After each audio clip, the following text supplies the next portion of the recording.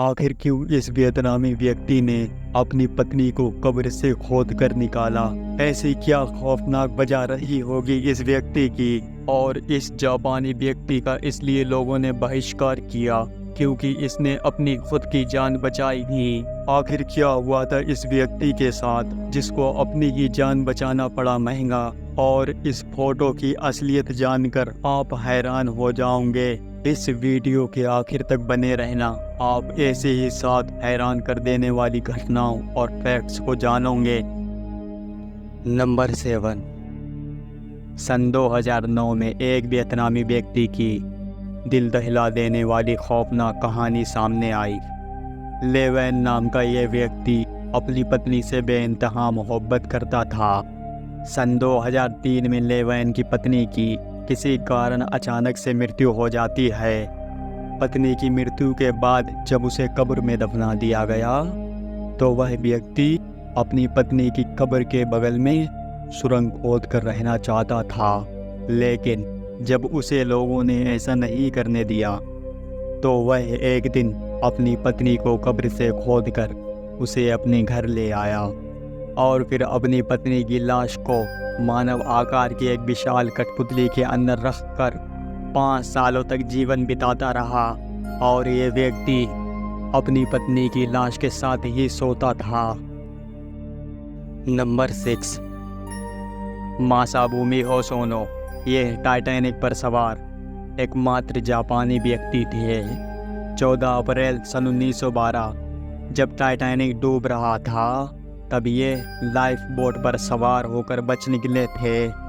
लेकिन जब ये अपने घर जापान पहुँचे तो जापान के लोग और सरकार ने इन्हें खुदगर्ज और डरपोक कहकर निंदित और बहिष्कृत कर दिया, क्योंकि जापान के लोगों का कहना था इन्होंने खुद की जान बचा के देश का नाम खराब किया है।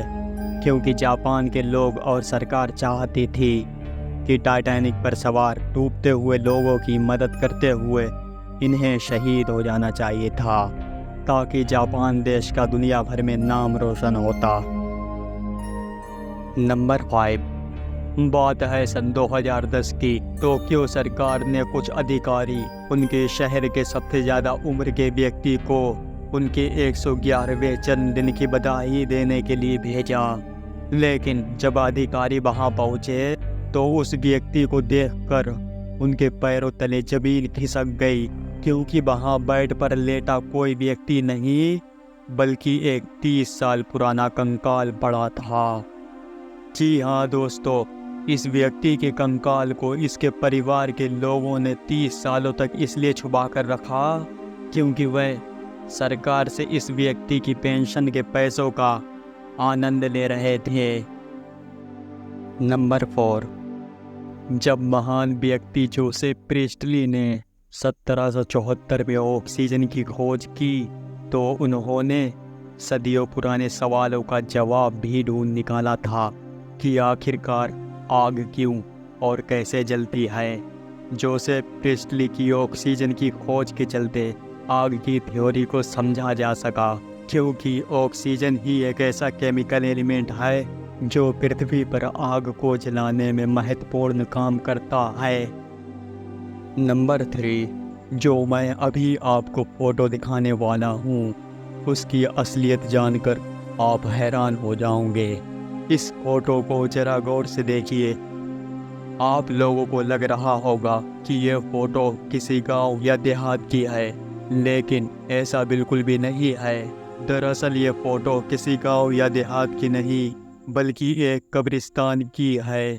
जी हाँ दोस्तों, यह दुनिया का सबसे बड़ा कब्रिस्तान है जो कि इराक में स्थित है, जिसे पीस वैली के नाम से भी जाना जाता है। नंबर 2।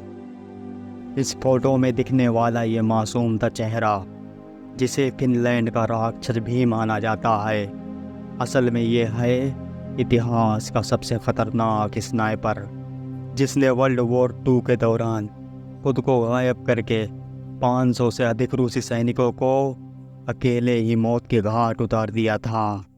ये गायब होने में इतने माहिर थे कि बर्फीले इलाके में सफ़ेद वर्दी पहनकर और मुंह से निकलती हुई भाप के जरिए से कोई देख न ले, इसलिए अपने मुंह में बर्फ रख लेते थे, जिसकी वजह से ये ऑलमोस्ट गायब हो जाते थे। इसी की वजह से इन्हें व्हाइट डेथ के नाम से भी जाना जाता है। इनका असली नाम सिमोहाया है। नंबर 1, ये फैक्ट सुनकर आपका सीना मेरी तरह गर्व से चौड़ा हो जाएगा। दोस्तों, महान योद्धा छत्रपति शिवाजी महाराज को सभी भारतीय जानते होंगे, लेकिन क्या आपको उनके बारे में यह बात पता है कि एक बार ब्रिटिश व्यक्ति लुइस माउंटबेटन ने छत्रपति शिवाजी महाराज के बारे में कहा कि अगर छत्रपति शिवाजी महाराज जैसा महान योद्धा अगर इंग्लैंड में पैदा हुआ होता तो वह धरती पर ही नहीं बल्कि पूरे ब्रह्मांड पर राज कर रहे होते। आप इस बात से अंदाजा लगा सकते हैं कि छत्रपति शिवाजी महाराज कितने महान योद्धा थे। हमें गर्व होना चाहिए कि ऐसा महान योद्धा हमारी धरती पर पैदा हुआ। इस वीडियो में दी गई जानकारी अगर आपको अच्छी लगी हो तो चैनल को सब्सक्राइब जरूर कर दें और बेल आइकन को जरूर दबाएं। मिलते हैं अगली वीडियो में।